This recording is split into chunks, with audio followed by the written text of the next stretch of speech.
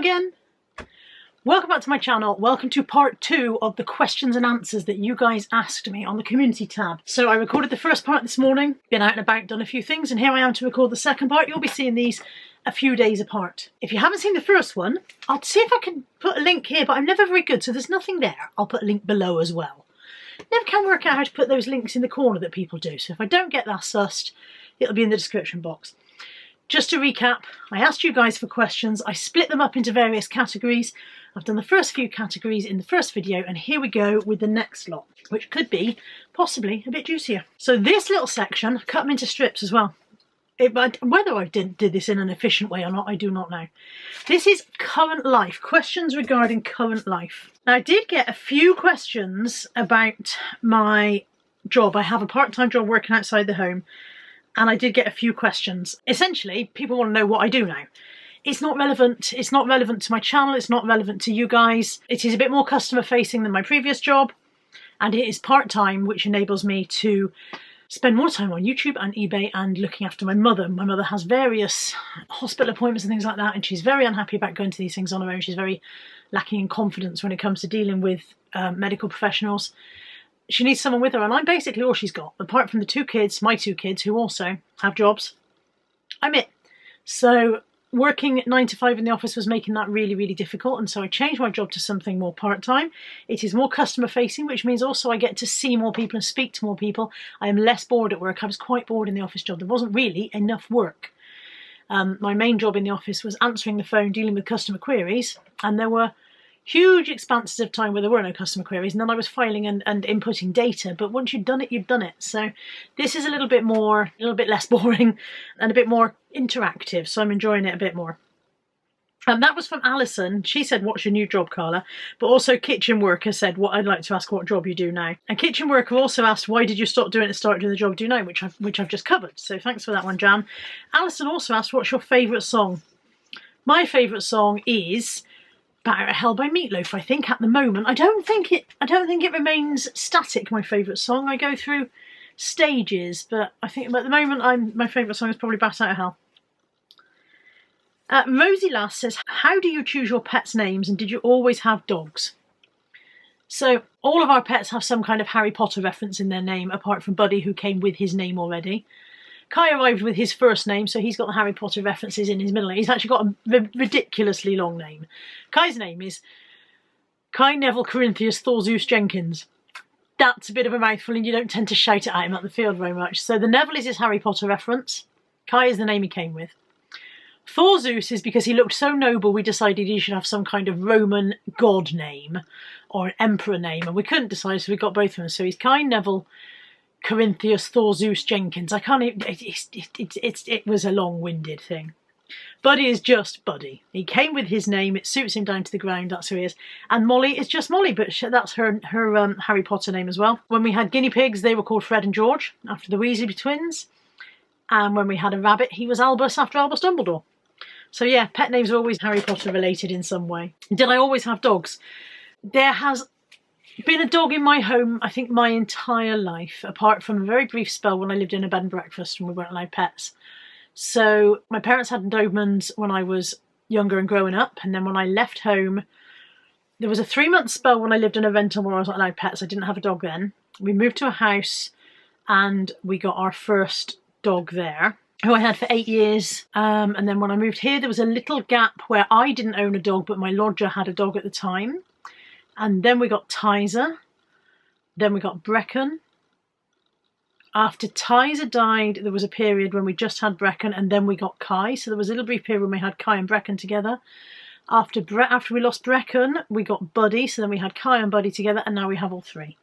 So pretty much the answer is yes, I've always had dogs. Joe Thomas, there's another one asking about my new job, so I've covered that one. Tina Miller says, hi Carla, how's your mum and is she still crocheting? She's not too bad. She's waiting an operation. She's got a hernia operation. So she's waiting to hear about that and she's a bit stressed and anxious about it. But she's not too bad at all. And she is crocheting, although she's taking a break at the moment. I think she crocheted herself out a bit. So she's gone back to jigsaws for a couple of weeks. But I should imagine the crochet hook will come out again soon. David Pittock, although it's Anne on David's account, says, are you still working outside the home as well as eBay and YouTube? And if so, how's it going? I think I've covered that. It's going well, thank you. Andrea says, good evening, Carla. Would like to know how you are finding returning to work for somebody else, such a big adjustment, and have you found the balance now between your job and your eBay business? You have my greatest respect for what you've done. I know from first-hand experience how hard it is to return to having a boss when you're used to being your own. Thank you. It is really hard having a boss when you've been your own boss for such a long time. My biggest resentment is having to go to work. Having to be not being able to manage my own time is my biggest resentment about the whole thing. Not having the choice about whether I go into the, you know, maybe if I worked from home it would be different, but not having the choice, having to be in a building between 12 and 6 or between 3 and 10 or whatever it is. I hate it. I hate having to go to work. I hate looking at my watch and going, oh shit, I've got to leave in a minute. I hate all of it. I'm not too bad about having a boss because my boss is extremely easygoing and yeah, it's a very chilled out environment, so that bit's not too bad. And I think it's a good balance now. I'm working 18 hours a week and I think that is a good balance for all the other things I need to do. Angela says, my question is, how did you meet Caroline, Mrs. M? I've always wondered how you became such close friends. If too personal, I always do not. It's not personal at all. We met through YouTube.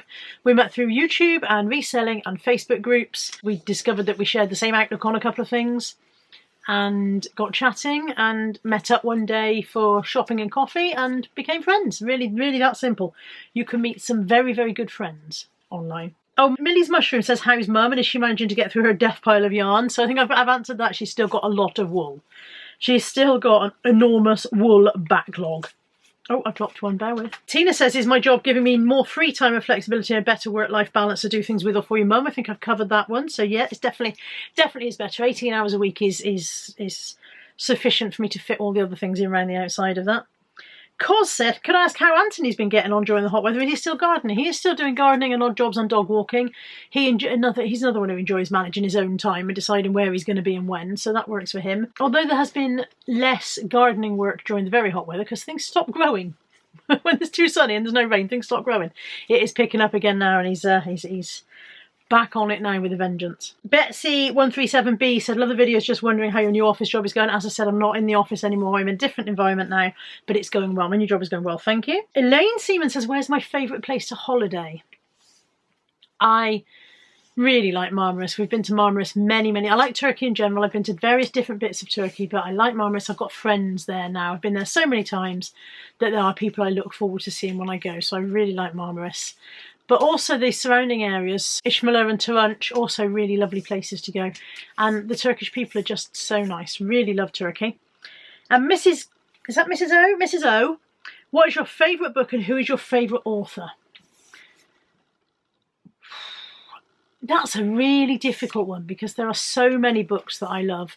I've got a shelf full of books downstairs that I would never part with. My favourite author is definitely Terry Pratchett. I'd find it difficult to pick a favourite book out of that. I really would find it very difficult to pick a favourite. I like the series that involved the witches. I like Granny Weatherwax. There isn't a Terry Pratchett book that I've read that I didn't enjoy, so that's a really difficult one. But yeah, Pratchett's definitely my favourite author. Okay, next section is what if. So these are the imaginary scenario ones, I think. Let me see. Quite a few of these in the what ifs, and we're 10 minutes into this one already. Mrs. Bumble says, if money were no object, where would you prefer to live, the countryside, city or on the coast? Also, what would you like to study at university? I would prefer to live just outside of the city, somewhere like where Josh lives. Josh lives in an area called Almondsbury, which is kind of the last suburb of Bristol. It's just in the border, it's just in the country. There are fields all around, it is quiet, it is peaceful, it is green and lovely, but it is also 10 minutes from everything you could possibly need to get to. 10 minutes from civilization, and that is perfect in my eyes. So somewhere just on the very, very outskirts of the city, somewhere on the edge, a little town. I would prefer a market town. I was thinking Portishead is nice, Snelsey, somewhere like that. A market town rather than a big city would be lovely. And what would I like to study at university? I would have liked to study psychology, but I never went to university. And I doubt I will now. Shannon Landers says, if you were in a band, what role would you have and what genre of music would it be? I would be the drummer. That's not how you drum, by the way. That's why I'm not in a band. I would love to be a drummer, and it would be probably rock music. Probably rock. Yeah, drummer in a rock band would suit me. Julie Edwards says, morning, Carla, if you won the lotto and could give up work, what would your dream life be like? I would probably still get up really early in the mornings because I wake up stupidly early whether I want to or not. I would have a lot more dogs. If I had a lot more space, I'd have a lot more dogs. I would probably be the crazy dog lady who rescued all of the little lost souls. I think that would be the plan. All of the little dogs who had nowhere to go. I would have a dog sanctuary of some kind. That would be the dream, I think. Yeah, that would be my day. Probably surrounded by dogs and will you get out from under my feet? Rooks Drifter says, if you were throwing a dinner party, which 6 guests from the past or present would you choose to invite? I would have my Granny Hammond, because didn't get enough time with her before she died. She died in 2002, and I was born in 1973, so I only had 29 years with her, and it wasn't enough. 29 years is not enough. So I would very much like to have her there. I would have Stephen Fry. I think everybody has Stephen Fry, don't they? I think he's the standard. I'd have Terry Pratchett. I would have... Dolly Parton always looks like she'd be a fun dinner guest. How many's that? That's 4. Oh, I'd have Victoria Wood. Yeah, Victoria Wood. And... oh, let's have Obama. I bet Obama's a great dinner guest. Granny Hammond, Stephen Fry, Victoria Wood, Barack Obama. Who was the other one I said? How have I forgot? Oh, Dolly Parton. There we go. That's my 6 dinner guests. Some of whom are still alive, some of whom are not. Joe Smith said, if you had to leave your home immediately and permanently, excluding family and pets, what 3 things would you take with you? I would take my handbag because it contains most of the things I need for the immediate next 5 minutes. I would take my passport because getting your passport replaced is an absolute pain in the arse. Have I got my phone? If I've got my handbag, I've probably got my phone, haven't I? Take my phone charger, there we go. This was on the assumption that family and pets were out and safe, wasn't it? Dylan Robinson says, hello Carla, if you were given a choice of either a holiday in Turkey or a Mediterranean cruise, which would you choose and why? Also, if you could choose, where would you really like to live? I think I've covered the where I'd like to live. Somewhere where I know this lady and I know where she lives, and somewhere like where you live is perfect. Again, she's on the outskirts of the city. That's just the perfect environment for me. As for the holiday in Turkey or the Mediterranean cruise, I've been very, very lucky in my life to be able to do both of those things on more than one occasion. I already have a cruise booked, so if you're offering me a free holiday right now, I'd take another holiday in Turkey. Joan says, hello Carla, if you could invite 10 people to a get-together in a place of your choice, who would you choose and where would you meet up? You can have free reign, dead or alive, well-known or not, thank you. Right, well I've got my 6, so we might as well have those 6 again. But now I've got another 4 bonus ones, and so if I can have people who are dead or alive, let's have Lex. Lex can come. I'll take Natalie. Anthony won't want to come. Anthony won't enjoy himself. If Lex is coming, I think I'll have David Bowie, because she'd like that. She'd like that a lot. And let's invite somebody for Natalie as well. Natalie really likes RuPaul. There we go. So we know we've got the 6 we said earlier. Granny Hammond, Victoria Wood, Terry Pratchett, Stephen Fry, Judi Dench, Dolly Parton, Natalie, Lex, David Bowie, and RuPaul. And I think we'll probably go to an all-you-can-eat buffet where everybody can get something they like and I can have a lot of crispy pancakes. It's not crispy pancakes, is it? It's, oh, my brain. Crispy duck pancakes, you know the ones I mean. Susan Thompson says, if you were granted 3 wishes, what would your wishes be? Now, the standard thing with this is you're not allowed to wish for more wishes, are you? That's cheating. So I will have... I've got 3 wishes. I will have an end to poverty, because that's a big one, isn't it? That covers an awful lot, you know. That's a good one. I have an end to poverty. We will have... everybody loves dogs and treats them well for the rest of time. And I may as well have a big sack of gold, hadn't I, while I'm at it? I'll have a big sack of gold. Maybe not gold. Gold's actually a bit inconvenient, isn't it? I'll have a massive pile of money. A massive pile of money that I can do good things with. Antoinette Daly says, fun question. Come the zombie apocalypse, you have to choose 2 other YouTubers to give yourself a good chance of survival. Who would you choose and why? And she says, great to see you back on your plumbing. I need 2 other YouTubers to give me a good chance of survival. Now, the problem is I don't tend to watch survival channels. I don't tend to watch channels where people going camping and stuff like that and being good at it. So I'm going to have to choose other reselling YouTubers because that's the kind of thing I watch. Although I tell you what I'll have. I'll have Barry Lewis. I'll link his channel below, but I'm sure you've seen him. He used to call My Virgin Kitchen. It's just called Barry Lewis now, and he does cooking. So we'll have him. He'll help me survive. I'm not sure how good he is against zombies.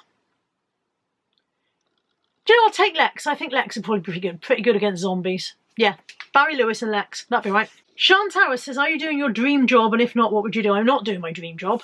I'm doing an okay job. It is fine. I'm lucky to have a job and I'm fine with it, but it's not my dream job. I would have liked to be a psychologist, as I said earlier on.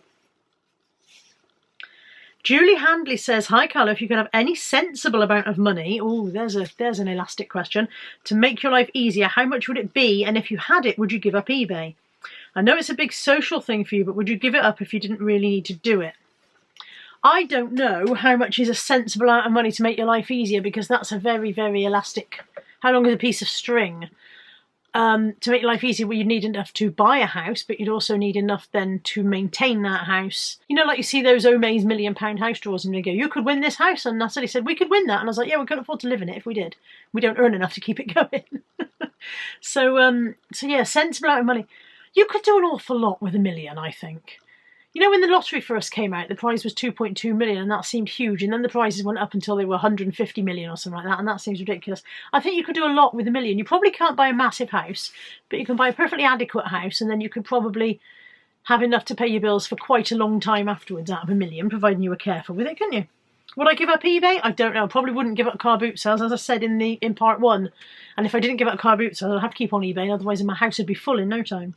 The other Heather says, hello Carla, where have you travelled in the world, and if money were no object, where would you like to see or visit? What's the worst part of travelling for you? I have been to most of the near European countries, so Spain, Belgium, France, Germany. I've never been to Denmark or Holland. I've never been to the Scandinavian countries. I've been to Turkey. I've been to Portugal and Italy. I've not got an awful lot of interest in the hot, sticky Asian countries. I don't know, that just doesn't really appeal to me. As I said in part 1, I'd love to see the Caribbean. I would absolutely love to see the Caribbean. So that's somewhere I'd visit if money were no object. Although also those little huts on sticks in the Maldives, they look nice as well.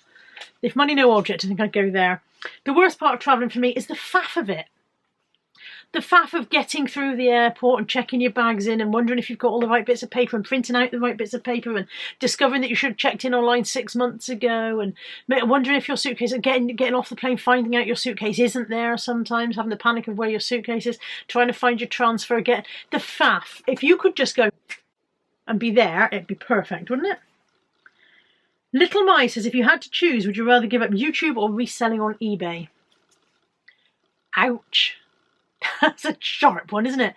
If I absolutely had to choose, I would give up YouTube and continue reselling. And the reason I think that is because YouTube is something that can be taken from you very easily. YouTube could go overnight, whereas eBay is dependent pretty much, unless eBay close you down, of course. eBay is dependent on your own efforts, whereas YouTube is dependent on popularity contests in a way, isn't it? Kate M says, as you're an avid reader, if you were paid to write a book or novel, what genre would you choose? By the way, I loved your short one of Cozy Armchair Book Reviews. If I were paid to write a book or novel, I would probably write chick lit, simply because I think it's more what I've got in me. I certainly haven't got anything factual in me. I don't think I could write anything educational or anything like that. I wonder if I could write a detective story, but most detective stories are just a rehash of previous ones, aren't they? There's very little original left to do in there. I suppose there's very little original left to do in chick lit, for that matter. Isn't there a quote about there being no original thought left in the world or something like that? Don't know.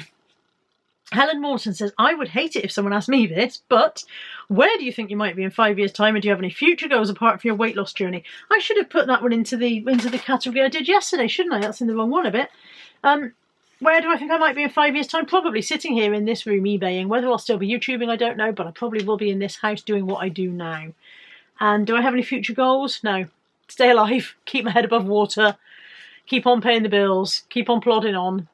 No real goals. Just, I would like to maintain my current standard of living, which by most people's reckoning isn't that great, but it does me. And I'd rather be able to turn the light on without thinking about it, which is something we're all worried about at the moment, isn't it? Can we afford to turn the lights on, and so on and so forth? So 5 years down the line, I'd like all of that cost of living crisis to be gone. Thank you. Tina Why Not says, hi Carla, if you were on death row, perish the thought, and what would your last meal be? I am guessing there will be cakes. There will be cakes. If I am on death row, I'll have a massive burger, because I don't eat burgers very often anymore, and I do miss those. So I'll have a massive greasy burger. Not bother about the fries, you can keep the fries, but a massive greasy burger. and then a lot of cakes. They can keep on wheeling the cakes in until I say no more, and that way I can stay alive for 100 years, because I don't think I will say no more. And finally, Mini CC, a couple of random questions for you, Carla. If you could be someone else just for a day, who would it be? Someone else just for a day. Let's be someone very, very rich. Maybe I'll be Elon Musk or Bill Gates or somebody. Is Bill Gates dead? He's not, is he? Bill Gates is still alive. Is it Steve Jobs who died? I don't know who died. Anyway, I'll be a live millionaire for a day, and I'll go around and do interesting and fun things with the money, like giving it to people, rather than just flying off into space to see if I can take my penis 5 miles from Earth, or whatever it was Elon Musk did. If you could choose a particular skill or talent to have, what would it be? I would love to be able to draw. I can't draw for toffee, and I'm very envious of people who can. So if I could have a new skill or talent, I'd like to be able to draw, please. And finally, what is your favourite band or music genre, and who did you like as a teen? I like rock, soft rock. I don't really have a favourite band, I don't think. But I like all sorts of stuff as well. It's a very, very eclectic mixture of music that I like. There's no one thing that I'm like, yeah, that's the only thing I like. As a teen, I was a massive fan of Cyndi Lauper and T'Pow and the Eurythmics and a-ha, Phil Collins. So again, quite eclectic even back then. Next category is random. In the random category, I have got from Iris, is there a particular film that you love so much you've watched it multiple times and could identify it from a single random quote? Probably Dirty Dancing. I haven't watched it so much in recent years, but when it first came out I was about 14, 15, and we watched it every lunchtime for about 2 terms solid, and we were late back to school because you only got an hour for lunch and it's about an hour and a half long, so we were half an hour late back to school every lunchtime for most of a year. So there are very few lines in there that I would not be able to recite if I tried. Phoebe Lee 1 says, hi Carla, what are your top 5 favourite dog breeds, and would a new puppy be in your family one day? I don't think I have favourite breeds. I like Dalmatians just because spotty dogs are nice. I like dogs with pointy noses. I prefer a dog to have a pointy nose than to have a flat face, but that's, you know, if a flat-faced dog came along and needed love, that would be okay. But I like a pointy-nosed dog. I prefer my dogs to be sleeker rather than fluffier. Don't tell Kai. But I don't think I have 5 favourite breeds. And would a new puppy be in your family one day? I don't know if I would do a puppy again. Molly was hard work. Molly was... Oh, I dropped one again. Molly was hard work. She chewed things. She terrorised the other dogs. She chased the cat. Yeah, I don't think I would be in a hurry to do a puppy again. But I would certainly have other dogs, definitely. Lisa Williams says, can you tell us if any of your tattoos mean anything? And if they do, what? I've got the dogs, my old dog's name's tattooed on one foot. That's fairly obvious. I have this quote on this arm, and it says, I myself am made entirely of flaws stitched together with good intentions. That has meaning to me. It means that I should remember that I'm not perfect, that I'm doing my best here, and that's all any of us can do. This side I've got And Still I Rise, which is a Maya Angelou quote, and it is a reminder to myself that I may be scum, but scum always rises to the surface in the end. The bottom one is a mother and baby dog, and that's my matching mother and daughter tattoo with Natalie. So that's what that is, to represent my relationship with Natalie and also our mutual love of dogs. I've got one on my shoulder, which was designed by one of you guys for when I hit 2,000 subscribers. That's on that shoulder. I've got the Chinese year of the ox on the other shoulder because that was my birth year. So, dogs are going off. And then here, I've got a couple of Chinese symbols, which... Parcel. Okay, I need to pick up the pace a bit because the dogs need to go out for their walk. What was I saying? Year of the ox. Oh, and the 2 Chinese symbols. One is truth and one is self. And they represent the Shakespearean quote, to thine own self be true. In other words, be true to yourself. As long as you're true to yourself, you're doing the best you can. Which ties in with the one further down my arm. Okay. Oh, on the other foot I've just got some flowers. Pamela B, morning Carla. This was 7 days ago. What is your biggest fear? A year ago somebody asked me that in a Q&A, and I said my biggest fear was public failure. Well, since then I've experienced public failure in trying to lose weight over the last year or so, and it turns out it's not as bad as I thought it would be. It's a bit humiliating, it's a bit embarrassing when you're not doing as well as you used to be able to do, or when you're failing at something you wanted to achieve at. But it's not the end of the world. So now my biggest fear is probably loss of a family member. That's probably my biggest fear now. Catherine Owen says, hi Carla, when the dog attacked your dog, did you ever see them again? Did they keep their dog on a lead? Thank you.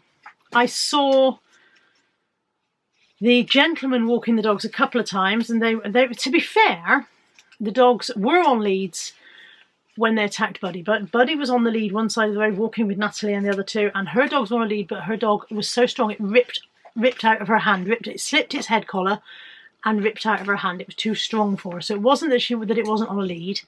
It was just that she couldn't control it on just a collar. And so what I specifically asked them to do was that if she was going to walk them, because they were too big and strong for her, could she at least have a muzzle on it while she was walking it, which she was not happy about. It didn't go down well, but I never saw her walking them again. I only ever saw the chap walking them after that, and he was very much able to control them. And they have now moved house. They're still in the estate, but they've moved house to a different part of the estate, so I don't see them at all anymore. Sarah A says, the last book I read was When Bad Things Happen in Good Bikinis by Helen Bailey. When something, not remotely as tragic but still distressing and unauthorized happened in my life halfway through reading it. I'm not an avid reader, but I'd like to start reading another book. Have you got a favourite book that you would recommend? Sarah in Scunthorpe.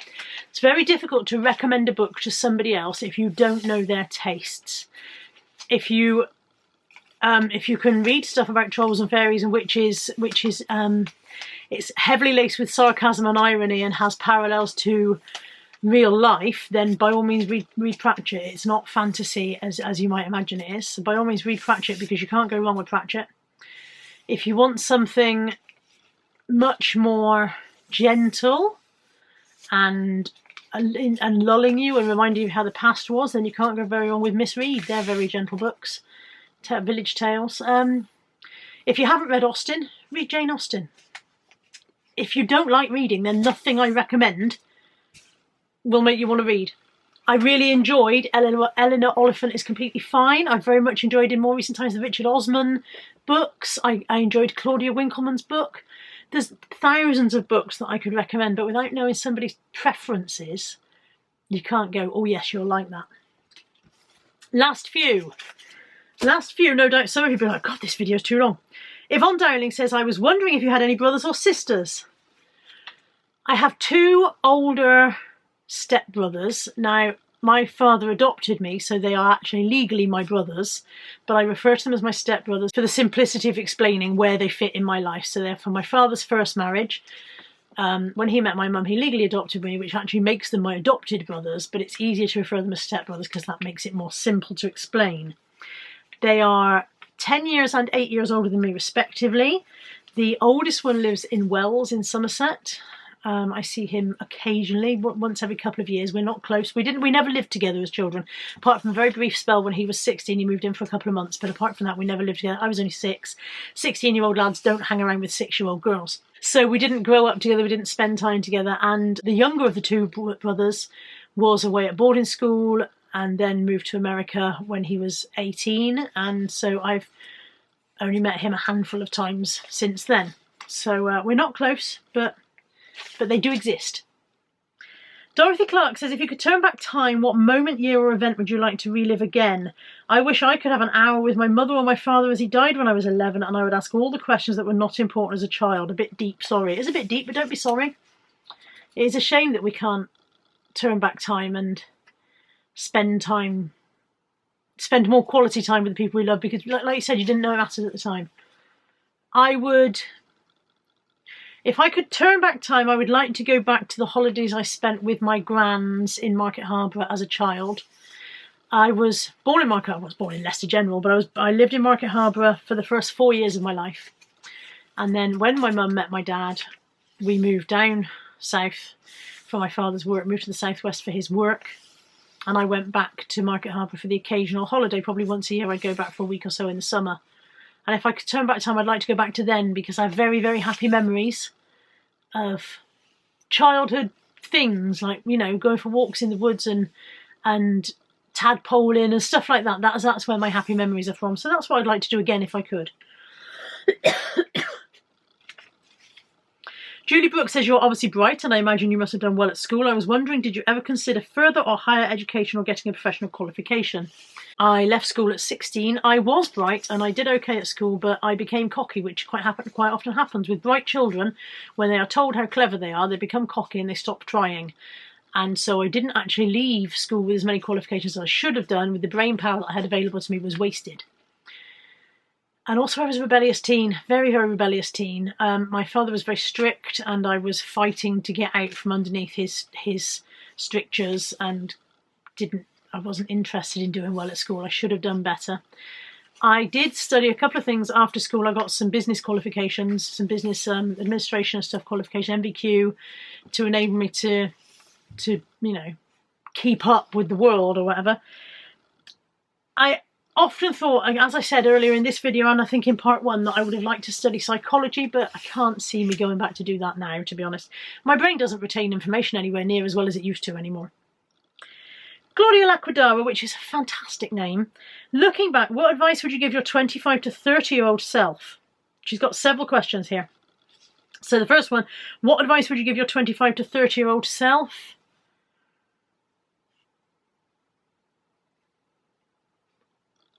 Keep walking. Don't drive everywhere. You're going to get fat.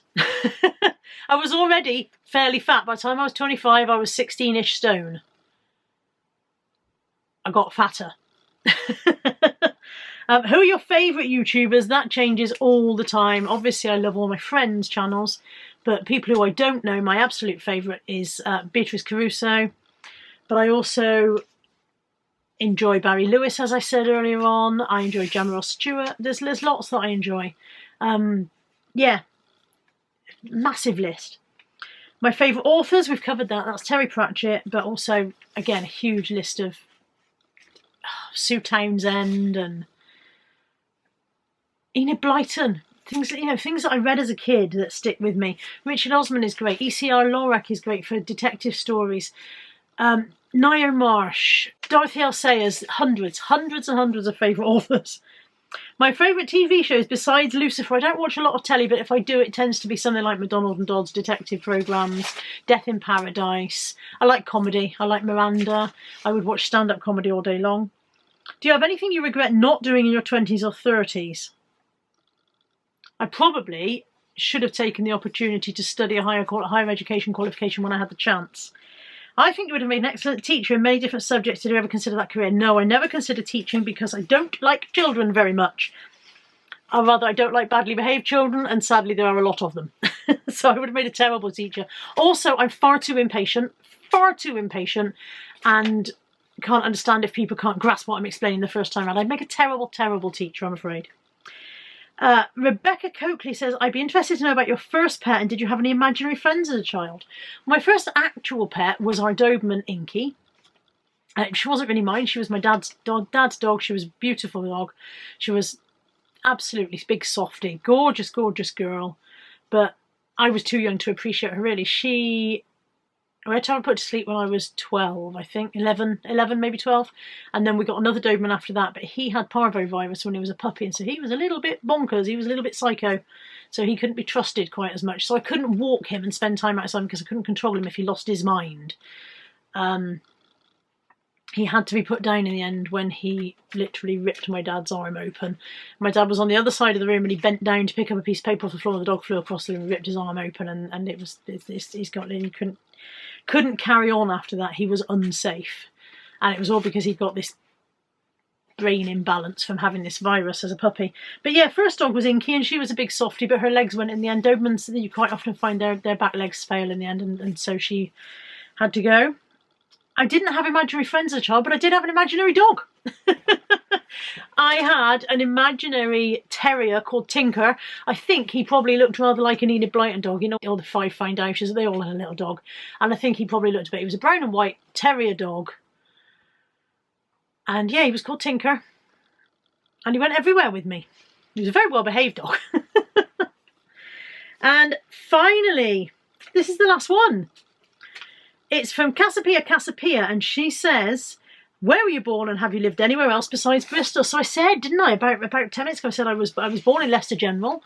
I lived the first 5 years of my life in Market Harbour, which is a market town, I think it's about 30 miles outside Leicester. When I was 5, we moved to Yate, well, Chipping Sodbury, just outside Yate, and we lived there until I was 11, 12. Then we moved into the city because my parents bought a shop. They had a newsagent's shop, and I lived there until I left home at 16. I moved 4 doors down. I had a 3-month rental in a flat above a florist's. Then we moved out to Winterbourne, had a 6-month rental in a house there. Then I had Anthony.